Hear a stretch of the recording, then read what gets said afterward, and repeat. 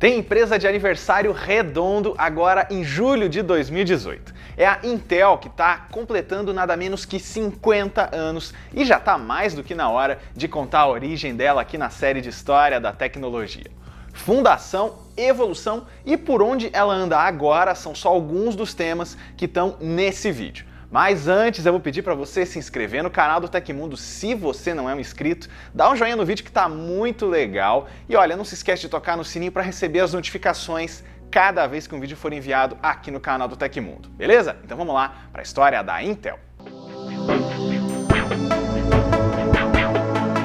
A Intel foi fundada em 18 de julho de 1968 como NM Electronics. A sigla vem do sobrenome dos dois fundadores, o Bob Noyce e o Gordon Moore. Eles trabalhavam na Fairchild Semiconductor, mas queriam novos ares e rumos na indústria. Aí, eles conseguem o direito de uma rede de hotéis chamada Intel Co. e mudam o nome para Intel, uma mistura de Integrated e Electronics. O Noyce era físico, ele ganhou o apelido de prefeito do Vale do Silício e cofundou a Fairchild. Ele foi um dos pesquisadores responsáveis pela invenção do circuito integrado, que a gente chama normalmente de microchip, e deu um dos pontapés em toda essa era da informática. O Moore é engenheiro, e você muito provavelmente conhece ele por causa da Lei de Moore. Essa é aquela observação feita por ele de que o número de transistores num chip ou do poder de processamento dobraria a cada 18 meses sem custo adicional. Muita gente diz que essa previsão está meio obsoleta, mas a gente não para de falar sobre ela. O investidor Arthur Rock foi o primeiro a colocar dinheiro na Intel e logo vira o primeiro presidente dela. Já o Andy Grove, que é um húngaro que foi para os Estados Unidos fugindo da Segunda Guerra Mundial com a sua família, também era da Fairchild. Ele assume como diretor de engenharia. E olha, esse cara vai ser um dos maiores cérebros da Intel por várias décadas. Em 69 sai o primeiro produto da empresa, uma SRAM, ou memória estática de acesso aleatório Schottky TTL 3101. Ela era 2 vezes mais rápida que as versões anteriores que usavam a mesma arquitetura e já mostrava ali que a empresa não estava para brincadeira não. No mesmo ano, ela também se empolga e lança uma ROM de nome 3301 e o primeiro transistor da empresa no estilo MOSFET, ou de efeito de campo metal óxido semicondutor. O negócio parecia que daria certo e aí ela precisava ter uma casa própria. O primeiro terreno da empresa, grande mesmo, foi em Santa Clara, na Califórnia. Hoje, além disso, a cidade abriga um museu da Intel, que é parada obrigatória com toda a evolução da marca e dos processadores ao longo dos anos. Em 1970, ela revoluciona o mercado pela primeira de muitas vezes.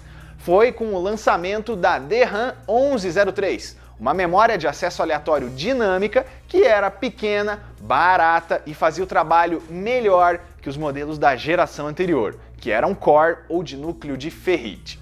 A logo da Intel nessa época já era bem reconhecida, com o nome em azul com o E meio caído. Foi só em 2006 que ela virou Intel em minúsculo, com aquele contorninho que é usado até hoje. Um pouquinho antes disso, nos anos 90, nasceu ainda o selo Intel Inside, que indicava que o PC rodava com o chip da empresa. Mas vamos voltar para a linha do tempo, porque 71 é um ano cheio. Para começar, a Intel registra a EPROM, memória de leitura programável apagável. Esse tipo de chip é conhecido pelo visual, com uma janela transparente por onde entra a luz ultravioleta para apagar os dados. Foi também o ano da oferta pública de ações e a marca levantou 6,8 milhões de dólares. E aí vem o primeiro microprocessador da marca, a pioneira de todas as CPUs que a empresa vai lançar até hoje. O Intel 4004 tinha clock de 740 kHz, memória de 640 bytes e ROM de 4 KB. O primeiro produto com ela foi uma calculadora japonesa da marca Busicom. No ano seguinte, ela compra a fabricante de relógios digitais Microma, mas o lançamento do ano foi o chip 8008, que foi o primeiro dela com, adivinha, 8 bits. Aí em 73, ela não lança um processador, mas 2 coisas diferentes. Primeiro, uma linguagem de programação para eles, para facilitar o acesso direto às memórias. O nome dela é PLM. Segundo, um sistema para desenvolvimento de software que é baseado nos chips, o Intelec 440. Mas você está percebendo até aí que o trabalho da Intel está sendo bem específico para alguns mercados que são mais técnicos, né? Bom, Foi com o microprocessador Intel 8080 que a Intel se voltou para o consumidor e também para outras áreas. Esse modelo foi usado no lendário Altair 8000, considerado por muita gente o primeiro computador pessoal da história. A empresa também entra em outros sistemas e setores, com chips sendo usados até em alguns semáforos e outros instrumentos de navegação. Os primeiros microcontroladores do mundo são deles. Em 76, os modelos 8748 e 8048 combinam processador central, memória, periféricos e funções de input e output numa só unidade. Isso permitiu que vários outros produtos se tornassem inteligentes e controlados. O primeiro computador de placa única, adivinha, também é da Intel, o ISBC 8010. No começo dos anos 80, a empresa ainda faz algumas parcerias que dão muitos frutos. Ela ajudou a Xerox e a DEC no projeto Ethernet de conexão. Em 81, você já deve saber, né? A IBM lança o clássico PC que balançou a indústria e foi o Intel 8088, o chip escolhido. Esse modelo foi um dos primeiros processadores com a duradoura arquitetura x86. Em 82, nasce outro microprocessador que faz história. É o Intel 286 de alto desempenho, com 134 mil transistores e um modo de proteção que controlava o quanto de memória podia ser acessada. A única pessoa que odiou esse modelo foi o Bill Gates. Pois é, o Bill Gates. Olha só, ela não permitia rodar múltiplos programas no MS-DOS no ambiente Windows, isso deixou ele furioso. Nessa época, a rival AMD já tinha um acordo de fabricação com a Intel para ajudar na produção de chips licenciados e chegou a lançar um clone do 286 com maior poder de processamento. O sucessor foi outro clássico, o 386 de 85, e a marca que estreou o chip foi a Compaq, que já teve a história contada por aqui. A produção desse modelo, que era 2 vezes melhor que o anterior, foi até 2006, e portáteis como o Nokia 9000 Communicator chegaram a usar algumas variantes dele para rodar. O 83 é especial para as contas, porque a receita chega a $1 bilhão pela primeira vez. E a tecnologia da vez é a CHMOS, que são semicondutores de metal óxido complementar especiais da Intel. Aí a segunda metade da década tem várias apostas. O primeiro supercomputador da marca sai aí. É o IPSC-1 de 85, com vários chips 286 e destinado para cálculos e problemas complexos. Ela ainda entra no mercado de memórias flash com a tecnologia eTox de 88. Fechando a década, sai o i860, primeiro microprocessador comercial da Intel, com mais de 1 milhão de transistores para o mercado científico. A família 486 começa em 89 e foi ela que introduziu nos chips da Intel o Pipeline, um mecanismo para você executar mais de uma instrução ao mesmo tempo. E ela também começa a atuar em comunidades, em educação e em contribuição social com a Intel Foundation em 88. Ela agora tem até uma feira de ciências e engenharia, a ISEF, com premiação anual a estudantes de todo o mundo. O Tecmundo esteve na última edição e viu por lá brasileiros se destacando bastante. Os anos 90 começam com uma péssima notícia: o falecimento do cofundador Bob Noyce. Mas o legado que ele deixou prosperou como nunca a partir daí. Em 92, a Intel vira a maior fornecedora de semicondutores de todo o mundo, segundo a DataQuest, e não largou o posto tão cedo. Nesse ano ainda sai o primeiro chip da linha Overdrive, que permite a melhoria de desempenho de PCs. Essa família foi abandonada com o passar do tempo.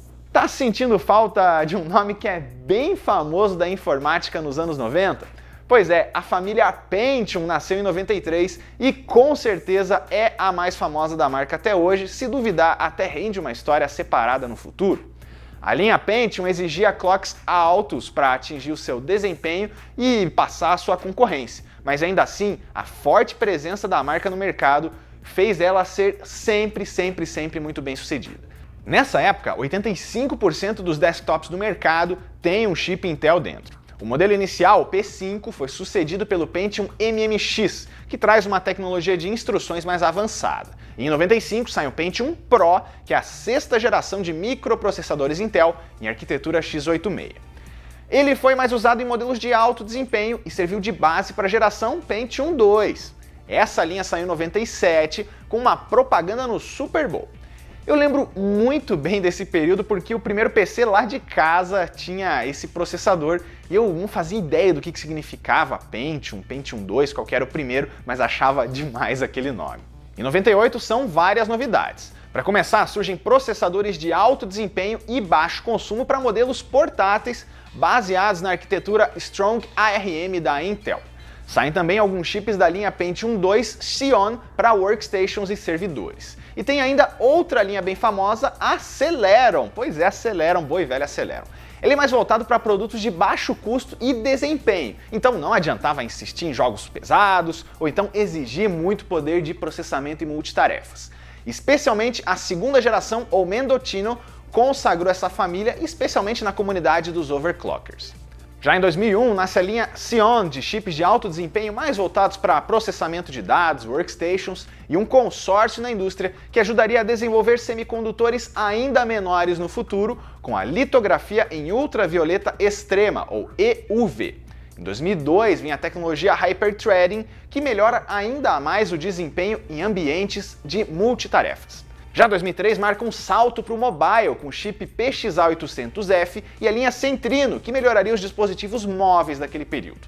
Saltando para 2006, a Intel anuncia o Core 2 Duo, que marca a transição da marca para os modelos de 2 núcleos e substituindo a família Pentium em maior desempenho. Aliás, foi nesse ano também que começou a parceria da Intel com a Apple nos MacBooks e também no iMac, um namoro que está dando indícios agora de que vai acabar em breve, viu? A linha Atom nasceu em 2008 e valeria para vários aparelhos, de netbooks até tablets, passando também pelos smartphones. Ela foi sempre muito criticada por vários motivos e ela foi aposentada em definitivo em 2016. Em 2010, ela compra a McAfee, a empresa de segurança fundada pelo malucão John McAfee. Ela ainda foi a criadora do conceito de Ultrabooks em 2011, só top de linha, modelos finos com corpo de uma só peça.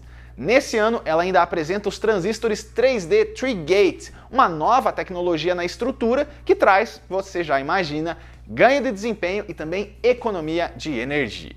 Acompanhar a evolução das arquiteturas nos últimos anos é meio complicado por causa da quantidade de nomes, a gente sabe, mas vamos lá, bem rapidinho. Os Intel Cores são classificados por desempenho, i3, i5, i7 ou i9, e tem uma lista já bem grande de gerações. A gente já passou por Sandy Bridge, Ivy Bridge, Haswell, Broadwell, Skylake, Kaby Lake, Coffee Lake, Cannon Lake, Ice Lake, isso sem contar variações e outros lançamentos. Para um conteúdo mais técnico, não deixe de conferir todas as aspirações lá do The Hardware Show. Em termos de memória, a tecnologia em alta, mais recentemente a Intel Optane. Essa plataforma barata reduz a latência e acelera sistemas, com aplicação desde desktops até data centers. E olha, a Intel teve poucos CEOs e todos eles tiveram impactos bem significativos. O Moore, o Noyce, o Craig Barrett, os já falecidos Andy Grove e Paul Otellini e o mais recente a ocupar o cargo, Brian Krzanich, ajudaram ou a levar revoluções ao mercado ou a reorganizar a Intel em épocas que não eram tão boas. Atualmente o posto é de Robert Swan.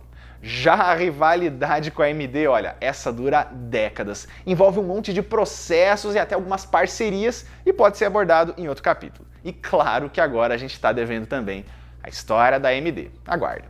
Claro também que a Intel não escapa de críticas e alguns probleminhas técnicos. A polêmica mais recente é a dupla de brechas Spectre e Meltdown, que foi divulgada no comecinho ali de 2018 e que pegou modelos lançados nos últimos 10 anos de processadores. Mas ela também teve que controlar nos anos 90 uma falha na primeira geração dos chips Pentium que levou a uma pequena crise com a imprensa.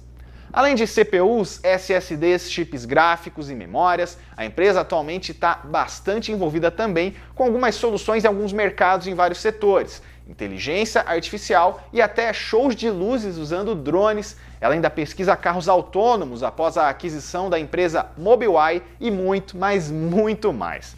E isso que ela deixou alguns mercados de lado, descontinuando um relógio fitness, o app Remote Keyboard e também um óculos de realidade aumentada. E esse é um resumo da história da Intel, uma marca essencial para a história da tecnologia e que está presente com certeza em alguns dos produtos que você usa hoje em dia ou já usou. Então, feliz 50 anos para a marca e que ela continue respeitando esse passado com um excelente trabalho no futuro. Se você quer ver uma empresa, um produto ou um serviço com a história contada aqui na série de História da Tecnologia, deixe seu comentário que você sabe que a gente lê e atende os pedidos. Eu vou pedir de novo para você se inscrever no canal do Tecmundo, dar um joinha no vídeo e também toca no sininho para receber as notificações cada vez que um vídeo for enviado. Até a próxima!